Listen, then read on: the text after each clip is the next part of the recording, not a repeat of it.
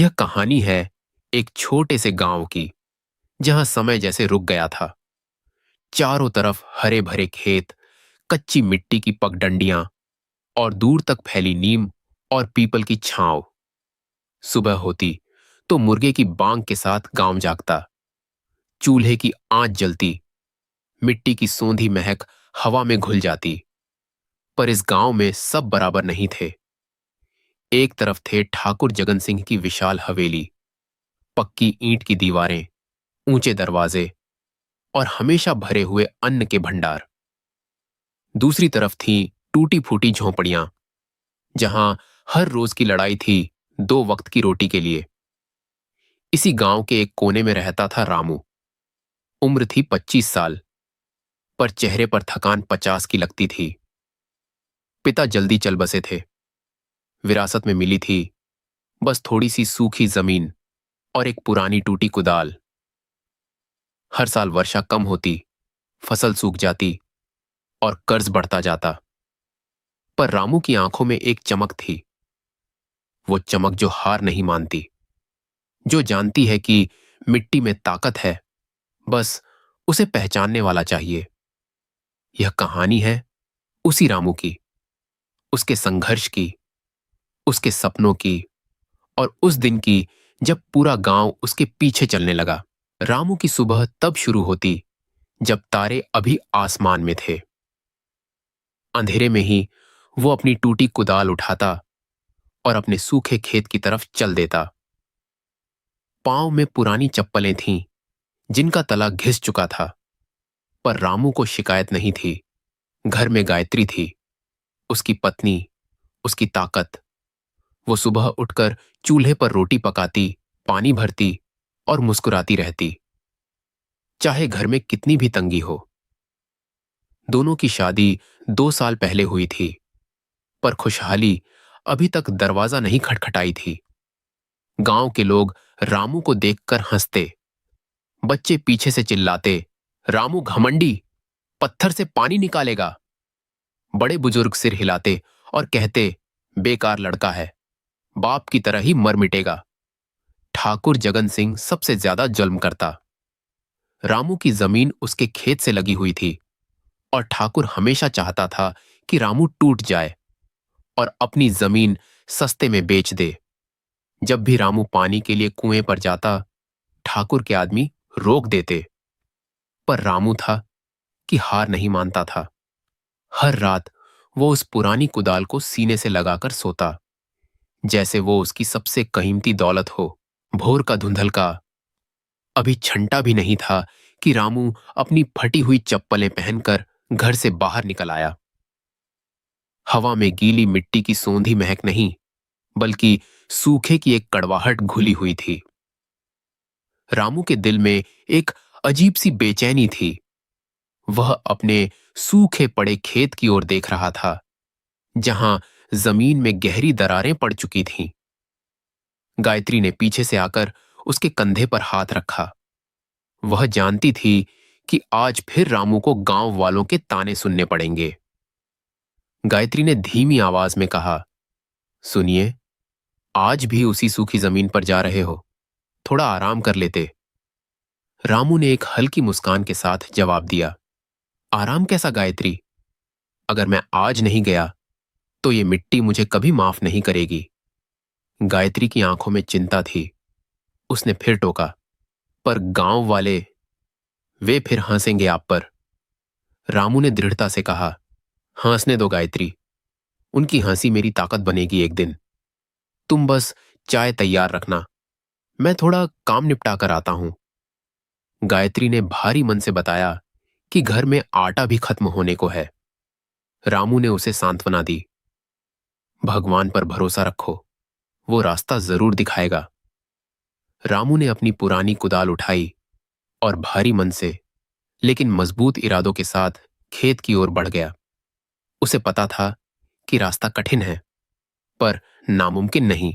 गांव के कुएं पर लोगों की भीड़ जमा थी। जैसे ही रामू वहां पहुंचा, सन्नाटा छा गया। ठाकुर जगन सिंह अपनी भारी आवाज में ठहाका लगाकर हंसा। उसके हाथ में एक कीमती छड़ी थी। और चेहरे पर अहंकार। ठाकुर ने चिल्लाते हुए कहा, अरे ओ रामू, सुना है तू पत्थर से पानी निकालने की कोशिश कर रहा है। रामू ने विनम्रता से सिर झुकाया और कहा, नमस्ते ठाकुर साहब, मैं तो बस अपनी जमीन की सेवा कर रहा हूं। ठाकुर का चेहरा गुस्से से लाल हो गया। सेवा? अरे मूर्ख, उस बंजर जमीन पर तो घास भी नहीं उगती, तू क्या उगाएगा? रामू ने शांति से उत्तर दिया, मेहनत करूंगा ठाकुर साहब, बाकी सब ऊपर वाले के हाथ में है। ठाकुर ने धमकी भरे स्वर में कहा, ज्यादा ज्ञान मत झड़, कल तक मेरा पिछला कर्ज चुका देना, वरना वो जमीन मेरी होगी। रामू सहम गया और बोला, ठाकुर साहब, थोड़ा और वक्त दे दीजिए। ठाकुर ने कड़ाई से कहा, वक्त भीख में नहीं मिलता, कल का दिन आखिरी है। गांव वाले फुसफुसाने लगे और हंसने लगे। रामू को लगा जैसे उसका कलेजा फट जाएगा, लेकिन उसने चुपचाप पानी भरा और वहां से चल दिया। रात का वक्त था।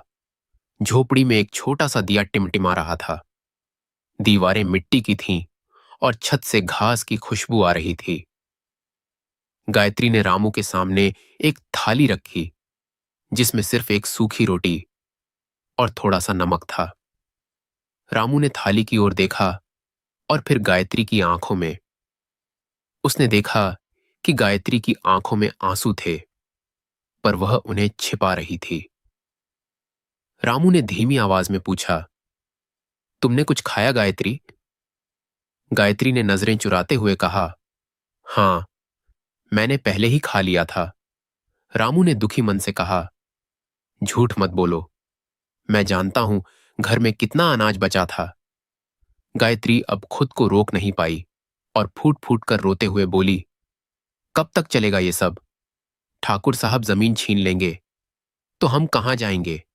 रामू ने उसका हाथ थाम लिया और दृढ़ता से कहा, मैं हार नहीं मानूंगा। रमेश चाचा कह रहे थे कि अगर हम जमीन को गहरा खोदें तो शायद नमी मिल जाए। गायत्री ने अविश्वास से पूछा, पर अकेले आप कैसे करेंगे? आपके पास तो बैल भी नहीं है।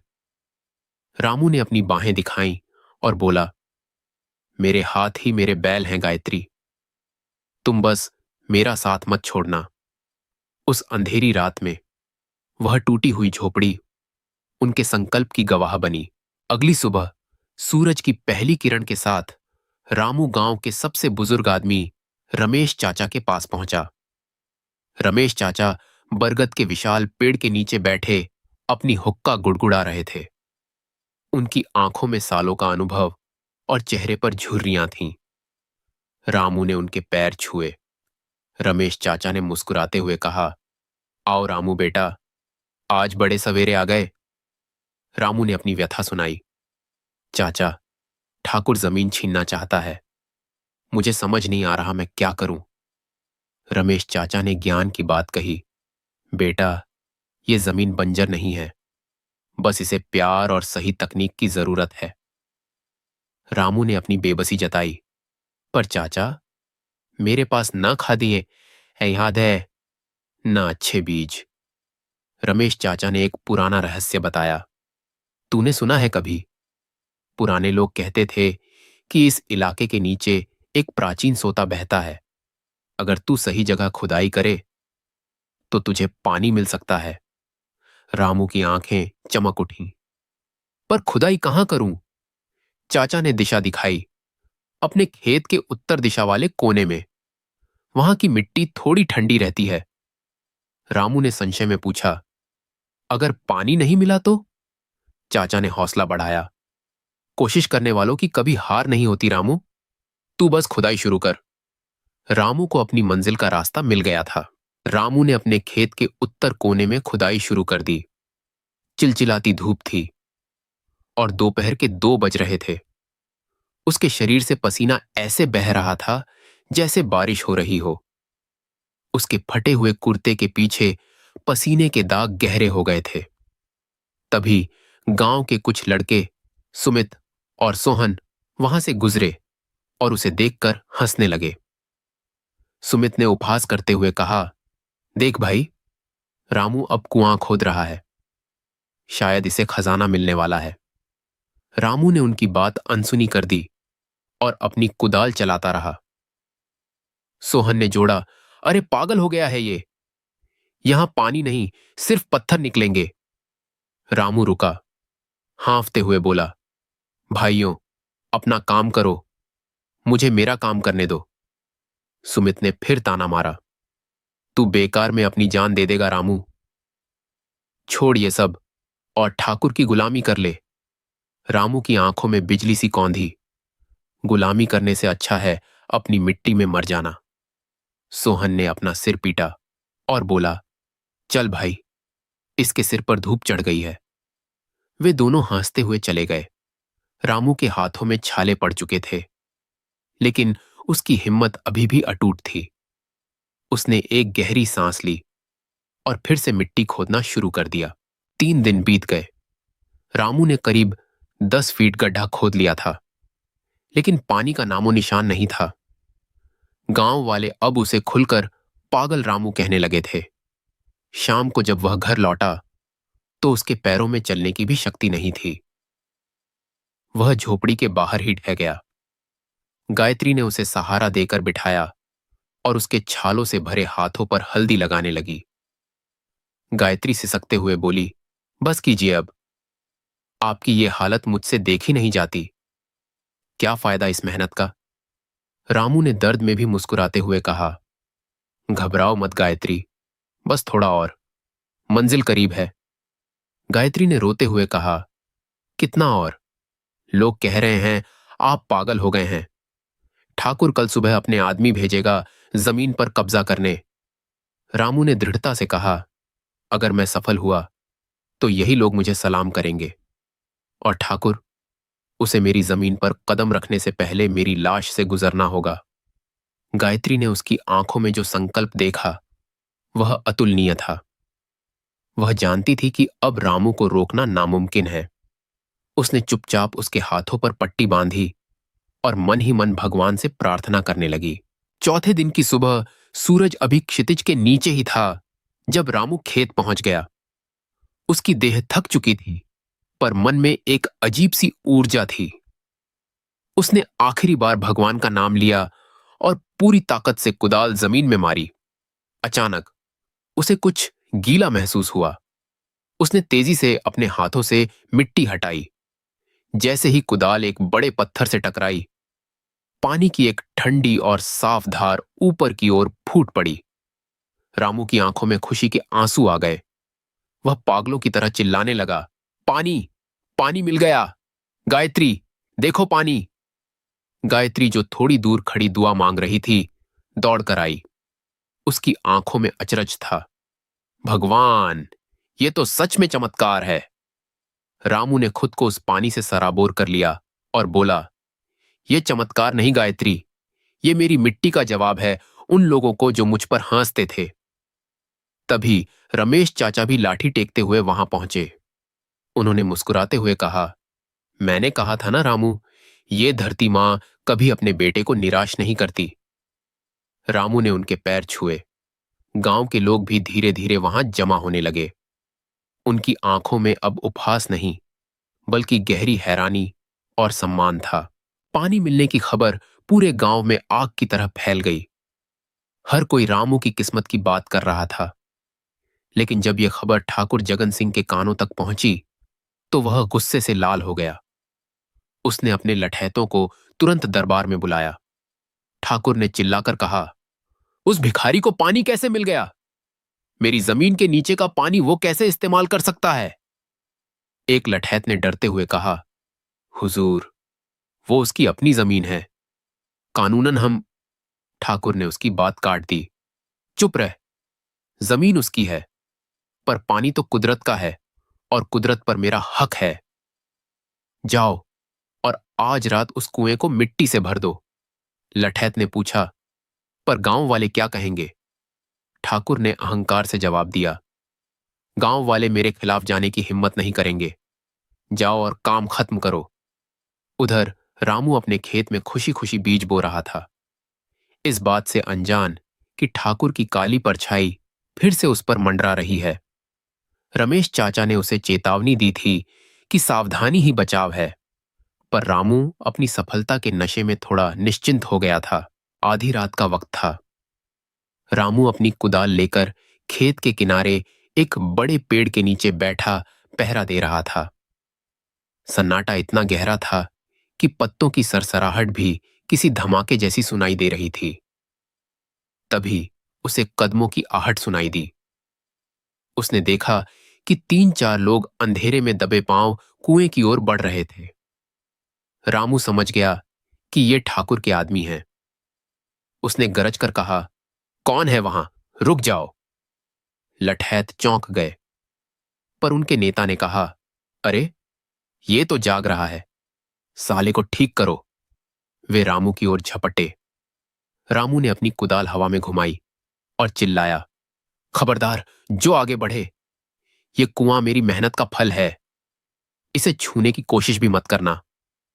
लठैत ने डराया, तू अकेला कितनों से लड़ेगा? रामू ने जवाब दिया, मैं अकेला नहीं हूं, मेरे साथ मेरी मिट्टी की दुआएं हैं।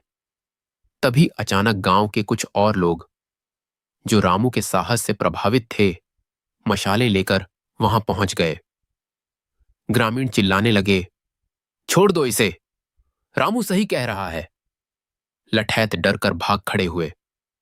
रामू को एहसास हुआ कि अब वह अकेला नहीं है। उसका संघर्ष अब पूरे गांव का संघर्ष बन चुका था। महीने बीत गए और रामू का खेत अब पूरी तरह बदल चुका था। जहां कभी सिर्फ धूल उड़ती थी और जमीन फटी रहती थी, वहां अब धान की सुनहरी बालियां लहलहा रही थीं। गांव के लोग अब दूर दूर से रामू के खेत को देखने आने लगे थे। जो लोग पहले उसे पागल कहते थे, अब उससे सलाह मांगने लगे थे। सुमित और सोहन भी आए। उनके सिर झुके हुए थे। सुमित ने कहा, रामू भाई, हमें माफ कर देना, हमने तुम्हारा बहुत मजाक उड़ाया। रामू ने मुस्कुराते हुए बड़े दिल का परिचय दिया, कोई बात नहीं सुमित, वक्त सबका गुरु होता है। सोहन ने उत्सुकता से पूछा, हमें भी सिखाओ ना, ये फसल इतनी अच्छी कैसे हुई? रामू ने समझाया, ये सिर्फ पानी का कमाल नहीं है, ये जैविक खाद और सही वक्त पर की गई मेहनत का नतीजा है। गायत्री पास ही खड़ी सबको गुड़ और ठंडा पानी दे रही थी। उसकी आंखों में गर्व के आंसू थे। रामू ने तय किया कि वह अपनी सफलता का हिस्सा सबके साथ बांटेगा। तभी दूर से ठाकुर को अपनी जीप में जाते देखा गया। उसकी नजरें रामू के हरे भरे खेत पर गड़ी थीं और उसके चेहरे पर हार का डर साफ झलक रहा था। रामू अपनी पहली भरपूर फसल लेकर शहर की मंडी पहुंचा। उसकी फसल की गुणवत्ता इतनी अच्छी थी कि बड़े बड़े व्यापारियों में उसे खरीदने की होड़ मच गई। एक मुख्य व्यापारी ने दाने को हथेली पर रगड़कर देखा और बोला, भाई, ये धान तो बहुत शानदार है, क्या भाव दोगे? रामू ने शांति से कहा, जो वाजिब दाम हो वही लूंगा। दूसरे व्यापारी ने चिल्लाकर कहा, मैं तुम्हें सरकारी भाव से 200 रुपए ज्यादा दूंगा। रामू ने अपनी फसल बेची और उसे इतने पैसे मिले जितने उसने अपनी पूरी जिंदगी में एक साथ नहीं देखे थे। वह घर लौटते समय गायत्री के लिए एक चमकीली नई रेशमी साड़ी और गांव के बच्चों के लिए ढेर सारी मिठाइयां लेकर आया।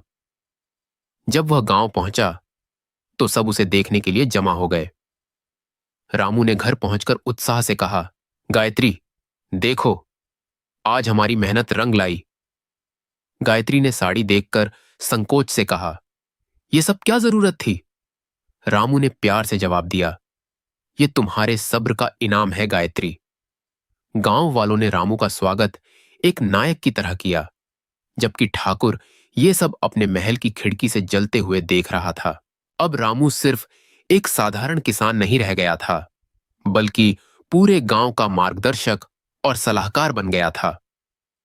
उसने अपने खेत के पास एक छोटा सा प्रशिक्षण केंद्र शुरू किया, जहां वह दूसरे किसानों को आधुनिक और जैविक खेती के गुर सिखाता था।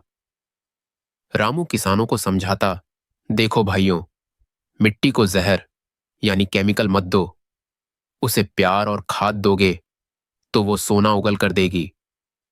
तभी वहां ठाकुर का बेटा विक्रम आया। वह अपने पिता के अहंकार से बिल्कुल अलग सोच रखता था और शहर से डिग्री लेकर लौटा था। विक्रम ने विनम्रता से पूछा, रामू काका, क्या मैं भी आपसे कुछ सीख सकता हूं? रामू को बड़ी हैरानी हुई। बेटा, तुम तो बड़े शहर में बड़े स्कूलों में पढ़े हो। विक्रम ने ईमानदारी से कहा, शहर की पढ़ाई ने मुझे वो हुनर नहीं सिखाया जो आपने अपनी मेहनत और अनुभव से हासिल किया है। मैं अपनी जमीन को फिर से जीवित करना चाहता हूं। रामू ने मुस्कुराकर विक्रम का स्वागत किया और उसे अपने साथ काम पर लगा लिया। गांव के दूसरे किसान भी अब गर्व से रामू के साथ खड़े थे। वक्त का पहिया बड़ी तेजी से घूमा।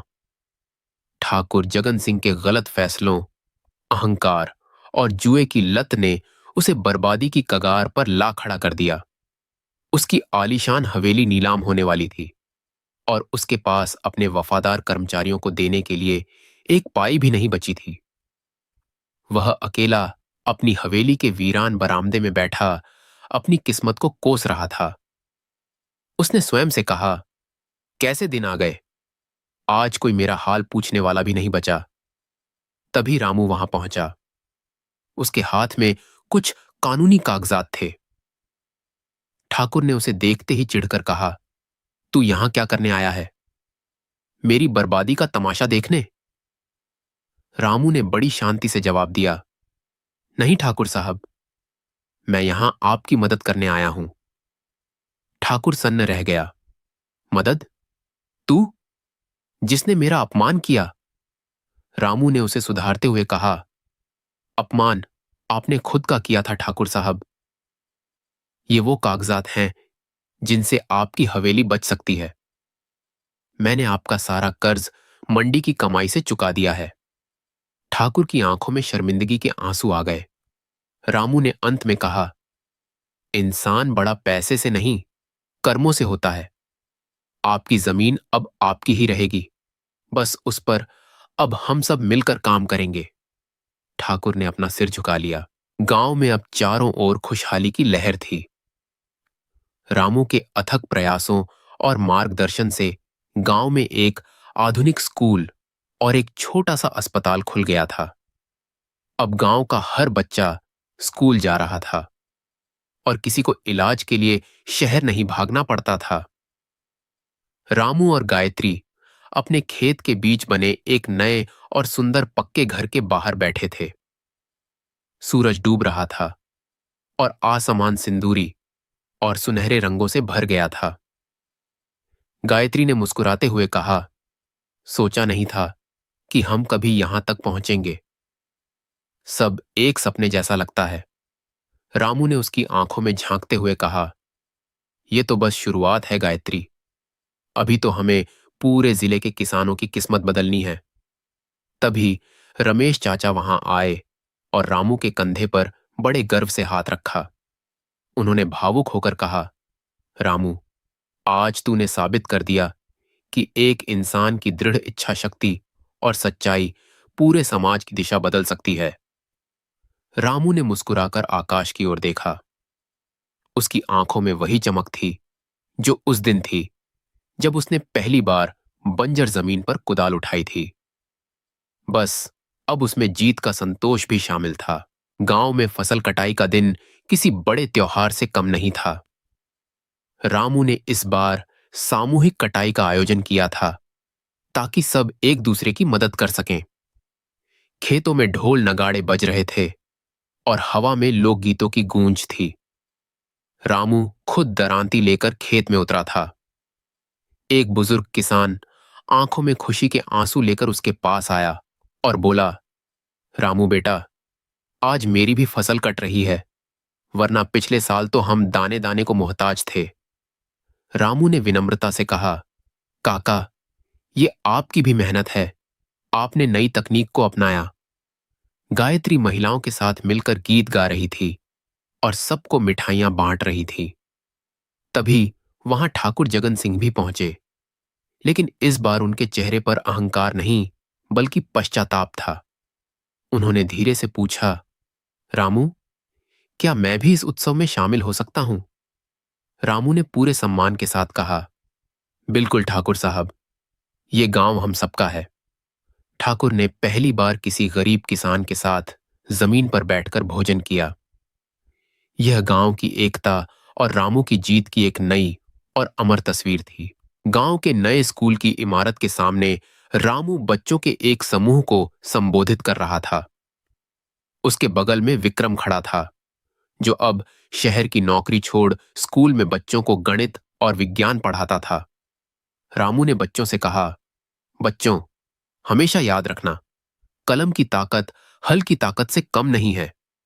तुम्हें दिमाग और हाथ दोनों का इस्तेमाल करना सीखना होगा। एक छोटे बच्चे ने उत्सुकता से पूछा, रामू काका, क्या हम भी आपकी तरह बड़े किसान बनेंगे? रामू ने हंसते हुए उसे गोद में उठाया और बोला, तुम मुझसे भी बड़े बनोगे। तुम वैज्ञानिक बनोगे, जो मिट्टी की भाषा समझेंगे और नई खोज करेंगे। विक्रम ने जोड़ा, रामू काका ने हमें सिखाया है कि असली दौलत वो नहीं जो बैंक में जमा है, बल्कि वो है जो हम दूसरों के काम आते हैं। गायत्री बच्चों को दूध और फल बांट रही थी। रामू ने महसूस किया कि कैसे उसके एक छोटे से संकल्प ने पूरी पीढ़ी का भविष्य सुरक्षित कर दिया था। उसने रमेश चाचा की याद में स्कूल के पुस्तकालय का नाम रखा था। गांव अब पूरी तरह आत्मनिर्भर बन चुका था और रामू का हर सपना हकीकत में बदल रहा था। बरसों बीत गए और वक्त का पहिया अपनी गति से चलता रहा। रामू अब बूढ़ा हो चला था। उसके बाल सफेद हो गए थे, पर उसके चेहरे का तेज और आंखों की चमक वैसी ही थी जैसी जवानी में थी। उसके बेटे सोहन ने अब खेती की पूरी कमान संभाल ली थी। एक शाम रामू अपनी वही पुरानी कुदाल लेकर खेत के किनारे उसी पेड़ के नीचे बैठा था। सोहन पास आया और बोला, पिताजी, अब आप आराम क्यों नहीं करते? हमने नई मशीनें और ट्रैक्टर ले लिए हैं। अब आपको इस पुरानी कुदाल की क्या जरूरत? रामू ने कुदाल को प्यार से सहलाया और कहा, बेटा, ये सिर्फ एक औजार नहीं है, ये मेरा सबसे बड़ा गुरु है। इसने मुझे सिखाया कि जब पूरी दुनिया साथ छोड़ दे, तब भी खुद पर विश्वास कैसे रखा जाता है।